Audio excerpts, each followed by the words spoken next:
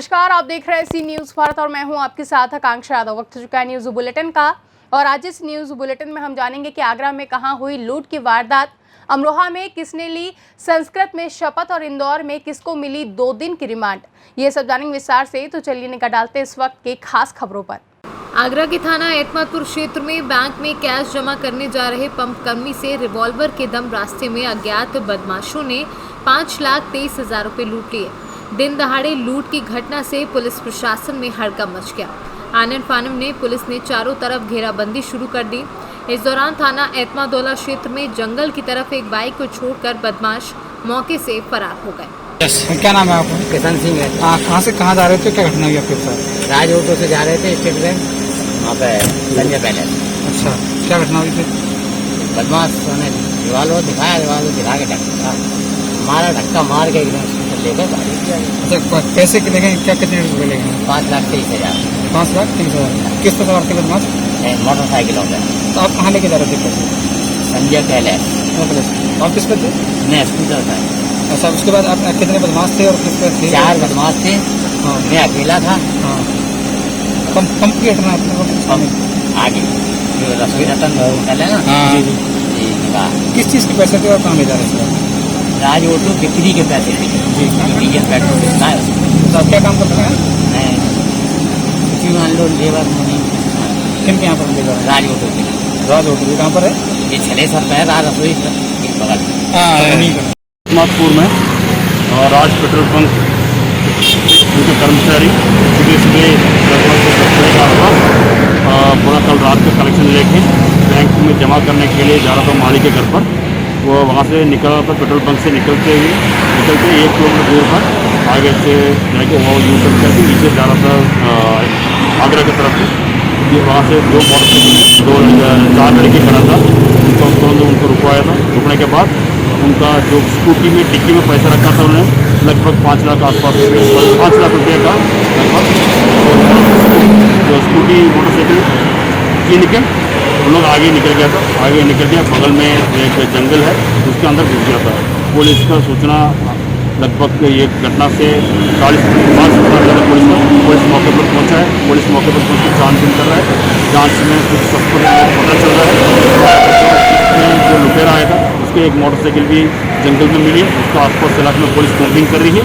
बाकी हमारा crime branch की हमारा CO एतमादपुर और हमारे SP वेस्ट की में थोड़ा टीम लगी है।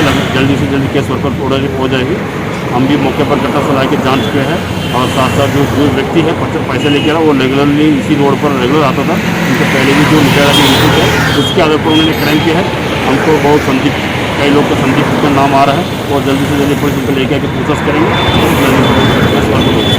आगरा से सी न्यूज़ संवाददाता विष्णु बघेल की रिपोर्ट।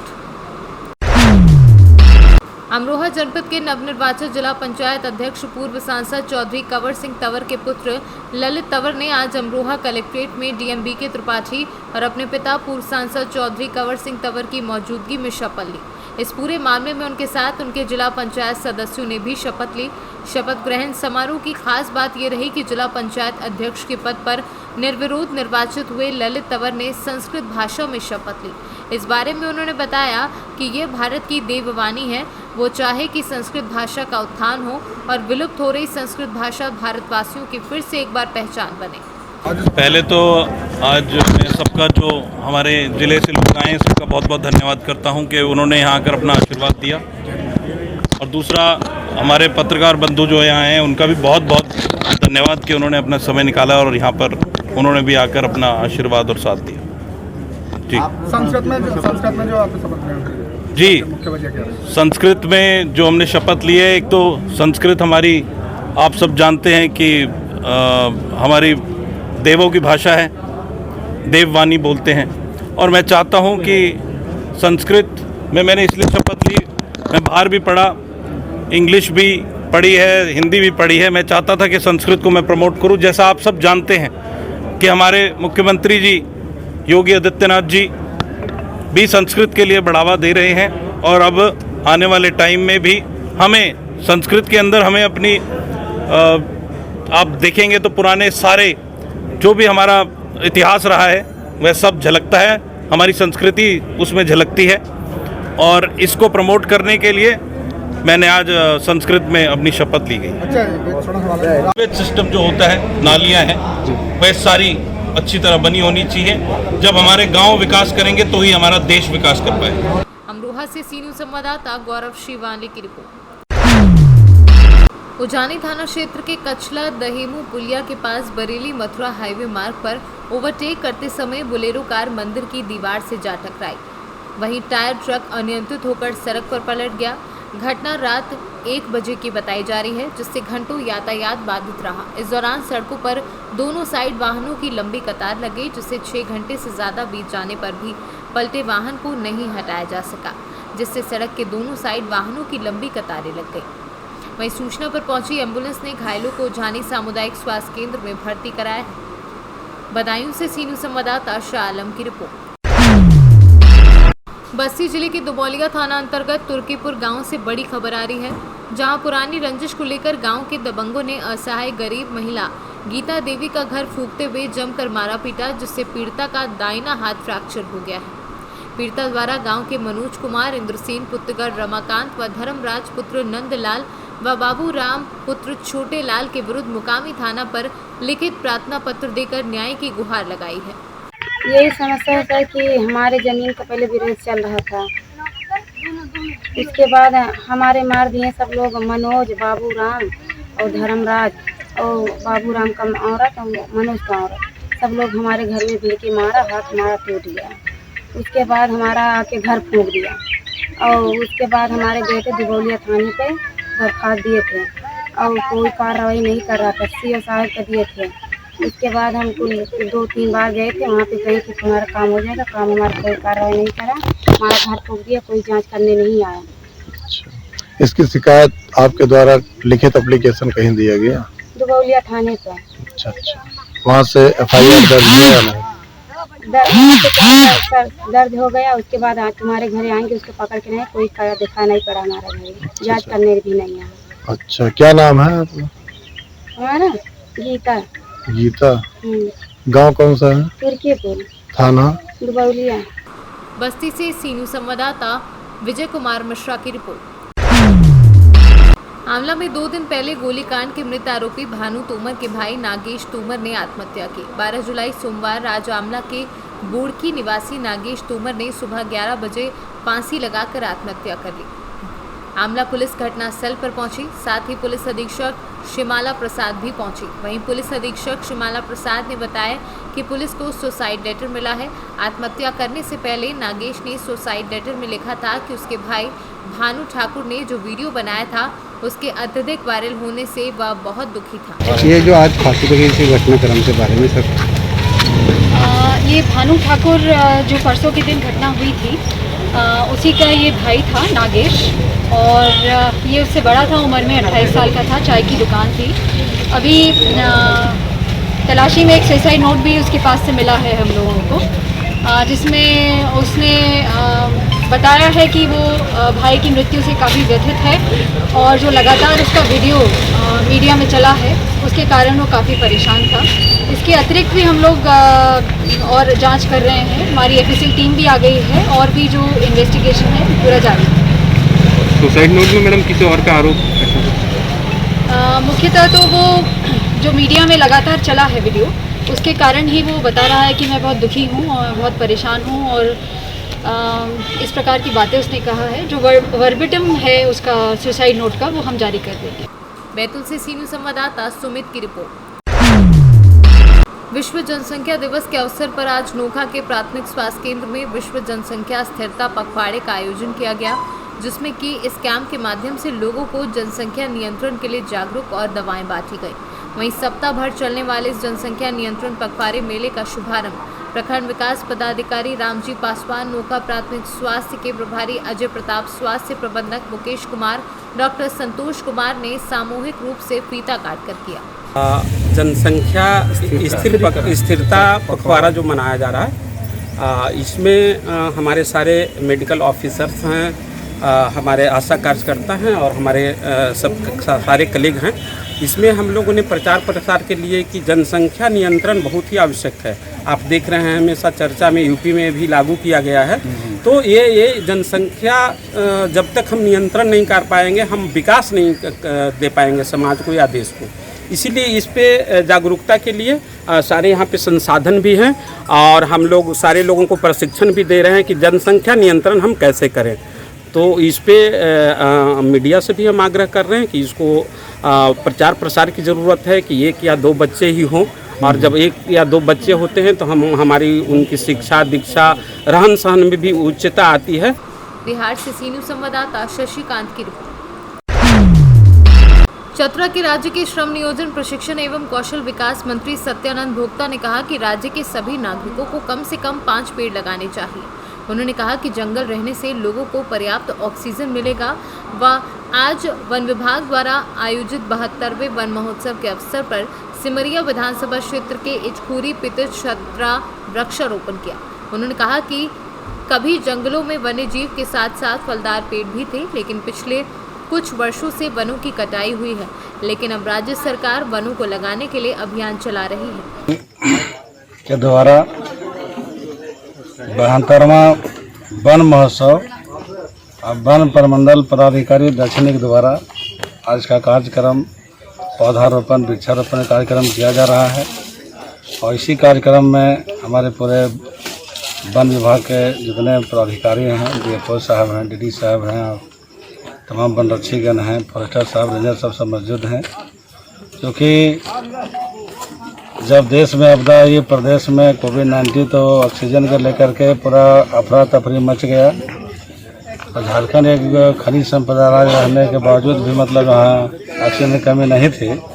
हम लोग राजस्थान, दिल्ली, उत्तर प्रदेश भी यहाँ से ऑक्सीजन भेजने का काम किया, इसलिए लोग जान बचाने का काम किया। इसलिए आज के डेट में पेड़ लगाना सबके लिए अनिवार्य है। हर व्यक्ति, चाहे अपना जन्मदिन हो, सालगिरह हो, जरूर 5 पेड़ लगाना चाहिए, ताकि वन है तो जन है। शुद्ध हवा, ऑक्सीजन अगर लेना है सुबह और शाम गांव में, घर में, तो हर व्यक्ति पेड़ जरूर लगाए। और 10-20 वर्षों से जंगल में जो है अवैध रूप से पेड़ कटाई हुआ, पहले वन रक्षी कमी थे, अब बहाली हो गया है। तो पेड़ कटाई होने से ऑक्सीजन की कमी, प्रदूषण जो जितना कोयला का है, खान का है, सब चलता है, तो प्रभावित करता है मनुष्य का। चतरा से सीनू संवाददाता शाफाद अली की रिपोर्ट। इंदौर के एमजी रोड थाने में फर्जी दस्तावेज तैयार कर पदोन्नति लेने वाले मामले में पुलिस द्वारा गिरफ्तार किए गए आईएएस अधिकारी संतोष वर्मा को जिला न्यायालय में पेश कर पुलिस द्वारा पूछताछ सहित अन्य जांच के लिए 2 दिनों का रिमांड लिया गया है। वहीं पूरे मामले की जांच सीएसपी द्वारा की जा रही है। आईएएस अधिकारी को एमजी रोड पुलिस दोबारा से 14 जुलाई को कोर्ट में पेश करेगी। रिमांड भी लिया गया है, क्या कुछ तथ्य सामने आए? प्रारंभिक तथ्यों के आधार पर उसमें कार्रवाई की गई है और उसमें पुलिस संबंधित, चूँकि दस्तावेज पर आधारित मामला है, तो पुलिस उसमें दस्तावेजों के बारे में जानकारी ले रही है। सर, क्या मामला था ये, क्यों इस तरह का एक फर्जी पत्र बनाया गया? ये मुख्यतः पदोन्नति से जुड़ा मामला था, जिसमें एक पदोन्नति से जुड़े पत्र के बारे में माननीय न्यायालय ने इनकार किया कि ये पत्र ऐसा कोई जारी नहीं हुआ है। इसी को लेकर के संबंध में कार्रवाई हुई। सर, कितने दिन का रिमांड दिया गया और क्या अभी पूछताछ? इसमें पुलिस ने प्रारंभिक दस्तावेज को लेकर के इसमें कार्रवाई की। इंदौर से सीनू संवाददाता शहनवाज खान की रिपोर्ट। नगर समिति सुरनकोट के माध्यम से स्वच्छ भारत अभियान के संबंध में एक जागरूकता कार्यक्रम शुरू किया गया, जहां कार्यक्रम के बारे में मीडिया को ब्रीफिंग करते हुए उपाध्यक्ष एमसी सुरनकोट ने सफाई कर्मचारियों की भूमिका की सराहना की है, जिन्होंने क्षेत्र को साफ करने और कचरे को इकट्ठा करने में एक महान काम किया है। ठोस और तरल मैनुअल रूप से और परिवहन के माध्यम से नगरपालिका ट्रैक्टर ट्रॉली द्वारा अपशिष्ट एकत्र करती है और सामग्री को डंपिंग यार्ड में फेंक देती है। जी सर, आप बताएं कि जो आज ये अवेयरनेस प्रोग्राम रखा गया है, इसके हवाले से। भारत सरकार के अंतर्गत स्वच्छ भारत अभियान पूरे देश भर में चलाया जा रहा है। उसी के तहत सुरनकोट नगर पालिका का भी एक अभियान बड़ी जोरों शोरों से चल रहा है, जिसमें हमारे सफाई कर्मचारी बड़ी अपनी जी जान लगाकर काम कर रहे हैं और उनकी यही कोशिश रहती है कि हमारा जो सुरनकोट का एरिया है वो साफ़ सुथरा रहे। जितनी सफाई रहेगी उतना ही भारत जो है वो मजबूत होगा। और हम अपनी तरफ से हमने ये दिए हुए हैं, डस्टबिन दिए हुए हैं, जिसमें एक लिक्विड का गन डाला जाता है और एक सॉलिड का गन डाला जाता है। और हमने गाड़ी भी लगाई है जो कि जगह जगह से लिफ्ट करती है और डंपिंग यार्ड में डालती है। वहाँ पर इसका सेग्रीगेशन होता है और फिर हमारी यही कोशिश रहती है कि हमारा जो है सुरनकोट का एरिया वो जितना स्वच्छ रहेगा उतना ही हमारा एरिया जो है स्वस्थ रहेगा। तो हमारे जितने भी ये सफाई कर्मचारी हैं इन्होंने बड़ी जी जान अपनी लगा दी है। कोविड के दौर में इन्होंने बहुत अच्छा काम किया है और हमारी यही प्राथमिकता रहेगी कि हम जी जान लगाकर इस अपने एरिया को सफाई और सुथरा रख सकें। पुंछ से सी न्यूज़ संवाददाता खालिद कुरैशी की रिपोर्ट। सुल्तानपुर जनपद के लंबुआ कोतवाली अंतर्गत स्थित गजापुर गांव में बीती रात 2 घरों में चोरी की घटना ने पूरे गांव में सनसनी मचा दी। गजापुर गांव के निवासी राम अच्छेबर पांडे कोटेदार और सतई यादव के घर चोरों ने चोरी की घटना को अंजाम दिया। चोर एक घर में खिड़की के रास्ते और दूसरे घर में छत के रास्ते घुसकर लाखों के जेवरात और नकदी पर हाथ साफ कर गया। इस घटना ने पूरे गांव में हड़कंप मचा दिया है। इस बाबत राम बछेबर पांडे ने लंबुआ कोतवाली में तहरीर भी दी है, जिसमें उन्होंने कहा है कि हम लोग रात करीब 11 बजे भोजन करके सो गए। सुबह जब उठकर घर का नज़ारा देखा तो दंग रह गए। घर की अलमारी और बक्सों के ताले टूटे थे और सामान बिखरे थे। इस चोरी में चोर हजारों रुपए के जेवरात और नकदी उड़ा ले गए। वहीं एक ही रात में 2 घरों में हुई चोरी से हर कोई आश्चर्यचकित है। सूचना पर पहुंचे थाना प्रभारी सुनील पांडे जांच पड़ताल की कह रहे हैं और कहा कि शीघ्र ही चोरी की घटना का खुलासा किया जाएगा और चोर पुलिस की गिरफ्त में होंगे। क्या नाम है आपका? राम अच्छेबर पांडे, गजापुर कोटेदार। रात में 12 बजे के बाद सारा सामान उठा ले गए, गहना पैसा और कपड़ा और अन्य सामान नहीं ले गए, केवल नकद ले गए और गहना सब उठा ले गए। लगभग कितना नकदी ले गई होगी? नकदी एक लड़के वाले कमरे में 52,000 रुपये थी और उसमें 10,000 रुपये थे। लगभग गहना कितने गया होगा? गहना अब आप समझ लीजिए कम से कम 5 लाख रुपये, इससे कम नहीं गया। पुलिस की सूचना दी है? हाँ, 112 की सूचना दिए थे, आए थे वो और लिख पढ़ के ले गए हैं। जानकारी कब हुई चोरी की? हमको जानकारी हुई सुबह उठने पर। अच्छा, लगभग। क्या नाम है आपका? क्या नाम है आपका? श्री राम यादव। क्या मामला है? हमारे भाई के घर में सतई राम यादव सनाब भोलानाथ यादव के घर में जो है रात को खाना पीना खा के भाई हमारे बाहर रहते हैं, भाभी थी घर पे और लड़का आया था बॉम्बे से कल, तो लोग खा पी कर छत पे सो गए। उसके बाद रात में चोरों ने बाहर की ग्रिल निकाल कर घर में घुसकर गहना और नकदी सब लेके फरार हो गए। जानकारी कब हुई?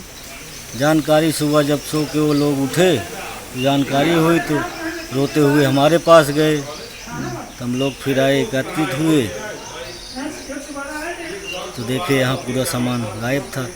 सुल्तानपुर से कैमरा पर्सन इमरान इदरीसी के साथ वाजिद हुसैन की रिपोर्ट। फिलहाल के लिए न्यूज़ बुलेटिन में बस इतना ही। देश और दुनिया की तमाम बड़ी खबरों के लिए देखते रहें सी न्यूज़ भारत।